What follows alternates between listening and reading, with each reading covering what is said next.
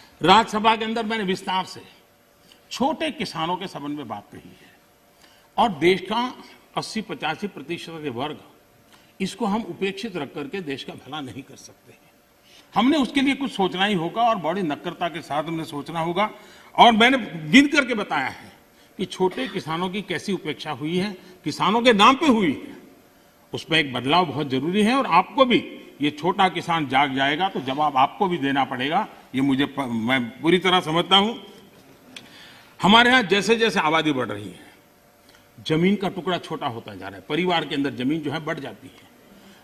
चौधरी चरण सिंह जी ने तो एक जगह पे ये कहा हुआ है कि हमारे यहाँ किसान इतना जमीन की मालिकी उसकी कम हो रही है कि वो स्थिति ऐसी आएगी कि वो अपने खेत में ही ट्रैक्टर को टर्न करना होगा तो नहीं कर पाएगा, इतना भी जमीन का टुकड़ा होगा। चौधरी चरण सिंह जी के शब्द है।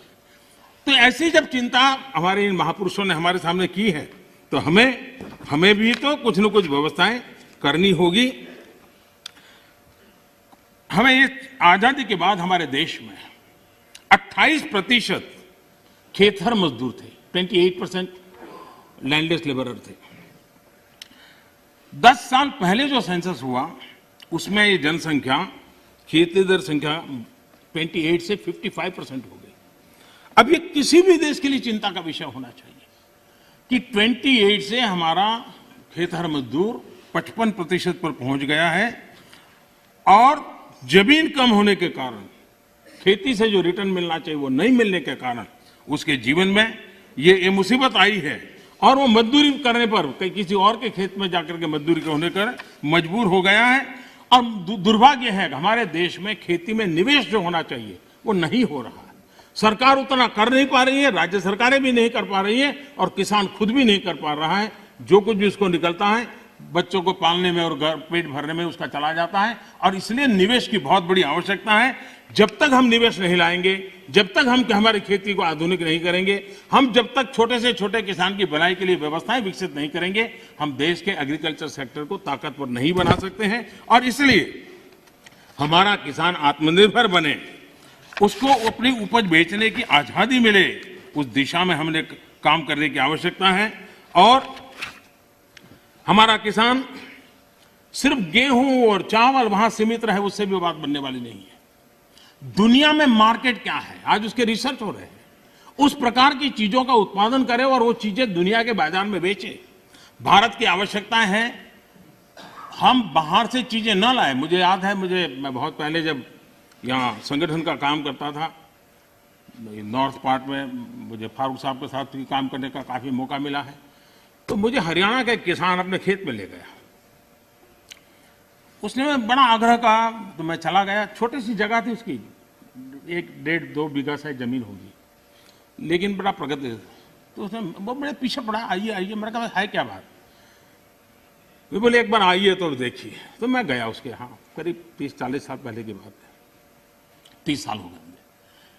उन्होंने क्या किया, दिल्ली के 5 स्टार होटल्स में जो चीजें सब्जियां वगैरह विदेशों से लाते थे उसने उसका स्टडी किया। अगर उनको छोटे कॉर्न चाहिए, उनको छोटे टमाटर चाहिए, और उसने अपनी उस छोटी सी जगह में और रिस्ट्रिक्टेड वातावरण के अंदर लोगों की मदद लेके वो फसल पाया। और मजा है कि दिल्ली 5 स्टार के होटलों में उसका माल जाना शुरू हो गया। हमारे देश में थोड़ा सा बदलाव करें हम। अब हमने कभी सोचा है स्ट्रॉबेरी हम बाय एंड लार्ज मानते हैं कि वो ये ठंडे प्रदेशों का है। मैं देख रहा हूं जी कच्छ के रेगिस्तान में स्ट्रॉबेरी हो रही है। मैं देख रहा हूं जी मध्य प्रदेश के अंदर, उत्तर प्रदेश के अंदर वहां स्ट्रॉबेरी हो रही है। बुंदेलखंड में जहां पानी की दिक्कत है। इसका मतलब ये हुआ कि हमारे यहाँ संभावनाएं हैं। हमारे किसान को गाइड करके हम नई नई चीजों पे ले जाएंगे। मैं जरूर मानता हूं कि हमारा देश का किसान आगे आएगा, लेकिन उसको ये ठीक है, उसका अनुभव ऐसा है कि उसको हिम्मत देनी पड़ती है, उसका हाथ पकड़ना पड़ता है, उसको हाथ लेकर के चलना पड़ता है। अगर वो चल पड़ता है तो कमाल करके दिखाता है। उसी प्रकार से कृषि के अंदर जितने नए रास्ते निवेश बढ़ेगा, मैं मानता हूं रोजगार के अवसर भी बढ़ने वाले हैं और दुनिया में एक हमें नया मार्केट मिल सकता है। हमारे यहाँ ग्रामीण अर्थव्यवस्था में सुधारने के लिए एग्रो बीज इंडस्ट्री की संभावनाएं भी बढ़ेगी और इसलिए हमें इस पूरे क्षेत्र को आत्मनिर्भर बनाने की दिशा में हमने जरूर काम करना चाहिए। कई विपरीत परिस्थितियों में भी हमारे किसान ने रिकॉर्ड उत्पादन किया है। कोरोना काल में भी रिकॉर्ड उत्पादन किया है। ये हम सब की जिम्मेदारी है कि हमारे किसान की जो परेशानियां हैं वो कम हो, उनके सामने जो चुनौतियां हैं वो चुनौतियां कम करने के लिए हम कुछ कदम उठाएं और इन कृषि सुधारों से हम उस दिशा में कुछ न कुछ करने का प्रयास कर रहे हैं। किसानों को एक बराबरी का प्लेटफॉर्म दे पाए, हम आधुनिक टेक्नोलॉजी दे पाए, उनके अंदर एक नया आत्मविश्वास भर पाए, उस दिशा में सकारात्मक सोच की बहुत आवश्यकता है। पुरानी सोच, पुराने मानदंड अब किसानी का भला कर पाते तो बहुत पहले कर पाते। सेकंड ग्रीन रिवॉल्यूशन की हम बातें कर ली, हम एक नए तौर तरीके लिए आगे बढ़ने की और सबको चिंतन के लिए, राजनीति का विषय नहीं होना चाहिए। ये देश की भलाई के लिए बहुत आवश्यक है। मिल बैठ करके उसको हमने सोचना चाहिए। सभी दल चाहे सत्ता में हो या विपक्ष में, ये हम सबका दायित्व है और हमें 21वीं सदी में 18वीं शताब्दी की सोच से हमारे एग्रीकल्चर सेक्टर को हम उसकी चुनौतियों को पूरा नहीं कर सकते हैं। उसी को हमने बदलना होगा। कोई नहीं चाहता है कि हमारा किसान गरीबी के चक्कर में फंसा रहे, उसको जिंदगी जीने का हक न मिले। मैं मानता हूं कि उसको आश्रित रहना न पड़े, उसको पराधीन न रहना पड़े, सरकारी टुकड़ों पर पलने के लिए मजबूर न होना पड़े।